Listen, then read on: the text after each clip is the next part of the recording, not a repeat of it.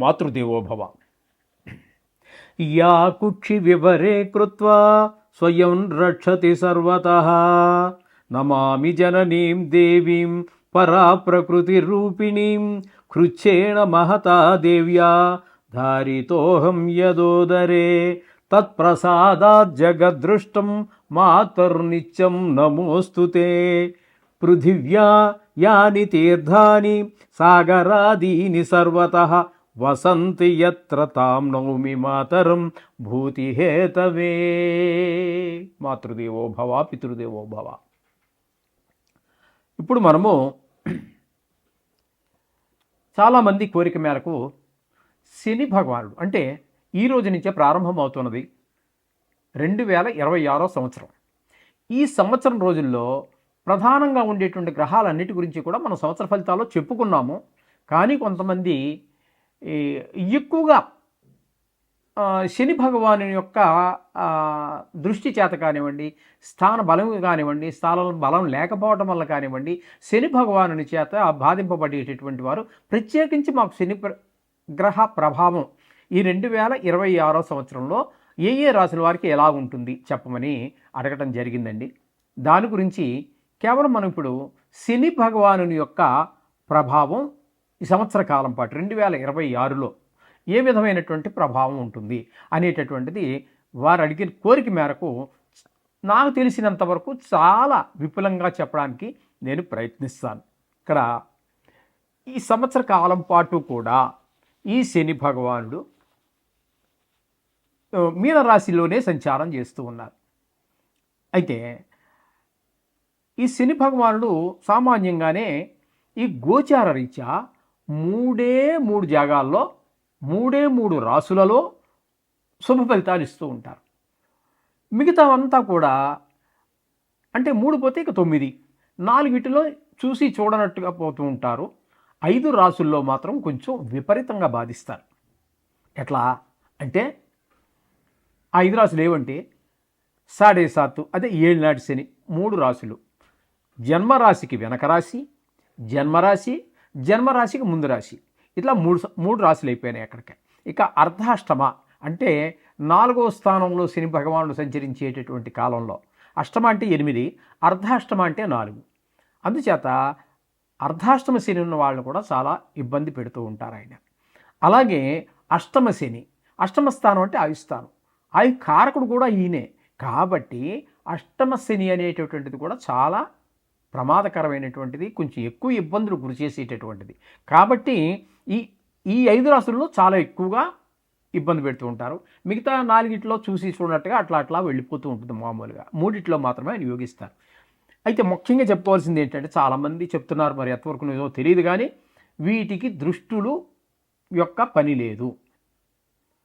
కొన్ని విశేష దృష్టులు శని భగవానుడికి ఉన్నాయి. 3 గ్రహాలకు విశేష దృష్టి ఉన్నాయి, అందులో శని భగవానుడు ఒకడు. అయితే ఈ విశేష దృష్టులు దీనికి సంబంధం లేదు. అలాగే యోగములు కొంతమంది చెబుతున్నారు, అది ఎంతవరకు తెలియదు కానీ నా పరిజ్ఞానం సేకరించిన మేరకు గోచారంలో యోగములు ఏర్పడవు. ఏ గ్రహంతో అయినా యుతి ఏర్పడుగాక. కానీ అక్కడ వ్యక్తి అంటే మానవులకు చెప్పేటటువంటిది ఏంటి దేశానికి సంబంధించి వాటి గురించి చెప్పేటటువంటి విషయాన్ని పక్కన పెట్టండి. మనం మానవులు చెప్పుకునేటటువంటి జ్యోతిష్యంలో మాత్రం యోగములు ఏర్పడవు. ఇది ఒకటి మీరు గమనించుకోండి. అంటే నా ఛానల్ అభిమానించే వారి కోసం నేను చెప్తున్నాను, దీన్ని ఏదో కాంట్రవర్సీ చేయడానికి కాదు. ఓకే, ఈ విధంగా ఉంటుందండి. ఏ గ్రహం యొక్క గోచారంలో ఫలితాలు ఇదే విధంగా ఉంటూ ఉంటాయి. అయితే వీటి నుంచి మనం తప్పించుకునే మార్గమే లేదా అంటే ఉన్నాయండి, చాలా మార్గాలు ఉన్నాయి. ఇక్కడ ఈ శని త్రయోదశి అనేటటువంటిది మనకి త్రయోదశి రోజున శనివారం రోజున త్రయోదశి కనుక ఏర్పడినట్టయితే దాన్ని శని త్రయోదశి అంటారు. ఆ శని త్రయోదశి రోజున అంటే రోజు మనం పూజ చేసుకోవచ్చు, అది వేరే విషయం. ఆ రోజు మనం చేసేటటువంటి శని భగవానుడు చేసే పూజ మాత్రం చాలా విశేషమైన ఫలితాలు ఇస్తుంది. అందుచేత ఆ దోషాలు చాలా తొలగిపోయేదానికి అవకాశం ఉంటుంది. ఇటువంటి శని త్రయోదశులు ఈ 2026 సంవత్సరంలో 5 సార్లు వస్తున్నదండి. ఎన్నిసార్లు? 5 సార్లు శని త్రయోదశి వస్తున్నది. ఆ డేట్లు కూడా నేను చెప్తాను, మీరు రాసుకునేవాళ్ళు రాసుకోండి. 30 అంటే లేదంటే నేను కొంచెం మీరు రాసుకునేదాకా ఆగడం కుదరదు కానీ మళ్ళీ వినండి, రాసుకోండి. మీకు రాసుకోవడానికి వీలుగా ఉండేటట్టుగానే నేను చెప్తాను. 31వ తారీఖు జాన్యువరి నెల 2026 ఈ నెలే ఇప్పుడు జరుగుతున్నది. ఈరోజే 1వ తారీఖు కాబట్టి ఈ నెలలోనే 26వ తారీఖున ఒక శని త్రయోదశి వస్తున్నది. అలాగే 13వ తారీఖు జూన్ నెల 2026 సంవత్సరంలోనే మరి రెండోసారి వస్తున్నది. ఇక మూడోసారి ఎప్పుడు అంటే 27వ తారీఖు 6వ నెలలో 2 వస్తున్నాయి. ఇక్కడ చూసారా, 13వ తారీఖు ఒకటి వస్తున్నది, 27వ తారీఖున ఒకటి వస్తుంది, 2026. ఇది గుర్తుపెట్టుకోండి. అట్లాగే 4వసారి 24వ తారీఖు 10వ నెల 2026 ఆ రోజున కూడా శని త్రయోదశి వస్తున్నది. ఇక 5వసారి ఎప్పుడయ్యా అంటే 7వ తారీఖు 11వ నెల అంటే నవంబర్ నెల 2026. ఈ 5 రోజుల్లో 5 సార్లు వస్తుంది శని త్రయోదశి అనేది.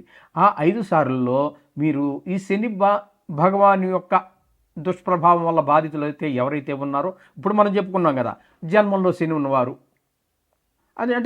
అది కూడా ఏళ్ళ శనిలోకే వస్తుంది. ఒకవేళ జాతకంలో కూడా ఉందనుకోండి, దాన్ని బాలారిష్టం అంటాం. ఏ పని ముందుకు వెళ్ళనటువంటి పరిస్థితులు ఉంటాయి. ఆ విధంగా జన్మల్లో శని ఉన్నప్పటికీ కూడా ఈ ఏళ్ళనాడు శనే కాకుండా జాతకరీత్యా కూడా జన్మల్లో శని ఉన్నటువంటి వారు, అలాగే ఇక్కడ మన గోచారంలో శని ఉన్నటువంటి వారు 5 రాసుల్లో, ఈ అర్ధాష్టమంలో కానీ ఇట్లా ఈ 5 రాసులు మనం చెప్పుకున్నాం కదా, వీటిలో ఏ ఒక్కరైనా ఎక్కువగా బాధపడుతున్నట్టయితే వాటిని ఆ రోజున మనం విశేషంగా తైలాభిషేకం చేయించడం కానీ, లేదా నువ్వులు దానం ఇచ్చుకోవటం కానీ, ఇంకా కొన్ని కొంతమంది మీద మిగతా గ్రహాల యొక్క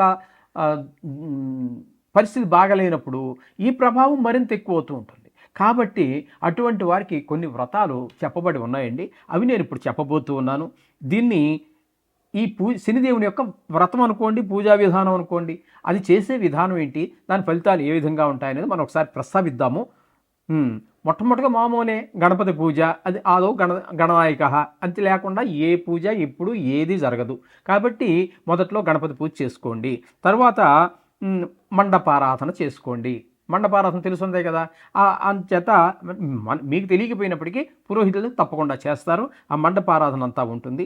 దానికి వాడేటటువంటి ఊళ్ళని అంటే అన్ని గ్రహాలు చేస్తారనుకోండి, ఈ శని భగవానుడికి ఉపయోగించే వాటిల్లో నల్లటి నువ్వులు వాడాలి. అలాగే అంటే రంగు వేసినవి కాదండి, ఈ మధ్య రంగు వేసి అమ్ముతున్నారు, తెల్ల నువ్వులు అని చెప్పి కొన్ని ప్రాంతాల్లో పండుతూ ఉంటాయి. ఆ తెల్ల నువ్వులకి రంగు వేసేస్తున్నారు, హెయిర్ డై వేసుకున్నట్టుగా. అటువంటివి కాకుండా అది కొంచెము స్నఫ్ కలర్లో, అంటే ముక్కుపొడి రంగులో, చింతగింజ రంగులో ఉంటూ ఉంటాయి. వాటిని మాత్రమే వాడండి. అర్థమైందండి? అంచేత ఆ నువ్వులు దానం ఇచ్చుకోవటం కానీ, పూజలో వాడేటప్పుడు కానీ ఆ నువ్వులనే వాడండి. అలాగే నువ్వులు దానం ఇచ్చుకోవడం కూడా ఒక ప్రక్రియ ఉన్నది. అలాగే నువ్వులతోటే దీపం పెట్టండి. నువ్వుల నూనె ఉంటుంది, ఆ నువ్వుల నూనెతోటే దీపం పెట్టండి. అలాగే వస్త్రం, మామూలుగా అన్ని గ్రహాలకి మనం ఆయా సంబంధమైన రంగులు సంబంధించి వస్త్రం పెడుతుంటాం కదా, అక్కడ నల్ల వస్త్రం శని భగవానుడికి పెట్టండి, ఇవ్వండి. అయితే ఆ రోజు పూజ చేసే విధానంలో ఆరోగ్యం సహకరిస్తే పూర్తి రోజంతా ఉపవాసం ఉండండి. లేదు అంత ఆరోగ్యం సహకరించదు, బీపీ, షుగరు, థైరాయిడ్ ఇత్యాదులు రకరకాల అందరికీ ఉంటున్నాయి కాబట్టి అటువంటి వారు అల్పాహారం కూడా తీసుకోవచ్చు. అలాగే ఉపవాసం ఉన్నవాళ్ళు ఉపవాసం ఉండవచ్చు. ఏదైనా ఈ విధంగా మండపారాధన అంతా చేయాలి. చేసిన తర్వాత ఈ దానం ఇచ్చుకోవటం, హోమము, అజపము ఇవన్నీ ఉన్నాయి. ఈ విధంగా ఆ పూజ చేసుకోవటం వల్ల ఈ ప్రభావం వీళ్ళందరికీ కూడా ఇప్పుడు మనం చెప్పుకున్నటువంటి 4, 8, 7.5 అంటే 7 నాటి శని ప్రభావ దోషాలన్నీ కూడా పూర్తిగా తగ్గుతాయి. తద్వారా వచ్చే ఫలితం ఏ విధంగా ఉంటుందయ్యా అన్నట్టయితే, ఆ ప్రభావం తగ్గడం ద్వారా ఆర్థికమైనటువంటి ఫైనాన్షియల్ ప్రాబ్లమ్స్ ఉంటే సాల్వ్ అవుతాయి, ఆర్థిక ఇబ్బందులు తొలగిపోతాయి. ఉద్యోగ విషయంలో ఇబ్బందులుంటే అవి పోతాయి, వ్యాపార విషయంలో ఇబ్బందులుంటే అవి పోతాయి. వ్యవసాయం చేసే వాళ్ళకు కూడా చాలా ఉన్నాయి ప్రాబ్లమ్స్, అటువంటి వారి సమస్యలు కూడా చాలా తొలగిపోతాయి. అలాగే ఇప్పుడు మనం పై చెప్పుకున్న వాటిలో ఆ దోషం పోవడం ద్వారా మంచి పురోగతి సాధించగలుగుతారు. ఉద్యోగం కావచ్చు, వ్యాపారం కావచ్చు, వ్యవసాయం కావచ్చు. ఇక కోర్టు వ్యవహారాలు ఏవో పీకుతూ ఉంటాయి చూసారా, అటువంటి వారికి కూడా ఈ శని యొక్క ఈ వ్రతం చేసుకోవటం ద్వారా, ఈ పూజ చేయటం ద్వారా ఆ కోర్టు వ్యవహారాల్లో మనకి జయం కలుగుతుంది, ఉపశమనం కలుగుతుంది. ఇక కొంతమందికి ఆరోగ్యం బాగుండదు, అష్టమస్థితి ఉందనుకోండి, అది ఆయుస్థానం, ఆయుష్కారకుడు, అది వాళ్ళకి కొంచెం ప్రాణభయం ఉండేటువంటి అవకాశం ఉంటుంది. అటువంటి వాళ్ళకి అనారోగ్యాలు వచ్చే అవకాశం ఉంటుంది. వాళ్ళందరికీ కూడా ఆరోగ్యం బాగుండేటటువంటి ఉంటుంది, దీర్ఘాయుష్ వస్తుంది. అలాగే చతుర్థ స్థానం అనేటప్పటికి అర్ధాష్టమ శని అంటున్నాం, అది 4వ స్థానాన్ని మనం సుఖస్థానంగా చెప్పుకుంటాం. ఆ సుఖాలన్నిటికీ దూరం అయిపోతూ ఉంటాడు. కాబట్టి ఈ పూజ చేయటం ద్వారా ఆ శని భగవానుడు శాంతించడం ద్వారా మనం అన్ని సుఖాలు పొందగలుగుతాం. ఇన్ని ప్రయోజనాలు ఈ శని భగవాను యొక్క వ్రతం ద్వారా మనకు సంక్రమిస్తాయి. ఇది అందరూ గుర్తుపెట్టుకోండి. 1-4 సార్లు వినండి. ఇది ఖచ్చితంగా చెప్తున్నాను. ఇంతవరకు ఎవరు చెప్పి ఉండకపోవచ్చు, తెలియదని కాదండి, ప్రత్యేకించి శని గురించి చెప్తున్నాను కాబట్టి నేను చెప్తున్నాను. ఇది చాలా ఇంపార్టెంట్గా మీరు తీసుకుంటారని నా భావన. ముఖ్యమైనదిగా, చాలా ముఖ్యమైనటువంటి విషయంగా మీరు తీసుకుంటారని నా భావన. ఇకపోతే ఇందులోనే ఈ సంవత్సర కాలంలో అంతా ఇలాగే ఉంటుందా అంటే కొన్ని మార్పులు చేర్పులు ఉండొచ్చు. వక్రగతి, రిట్రాగ్రేషన్ అంటాం మనం ఇంగ్లీష్లో. దీన్ని వక్రగతి కూడా కొంత నడుస్తోంది ఈ సంవత్సర కాలంలో.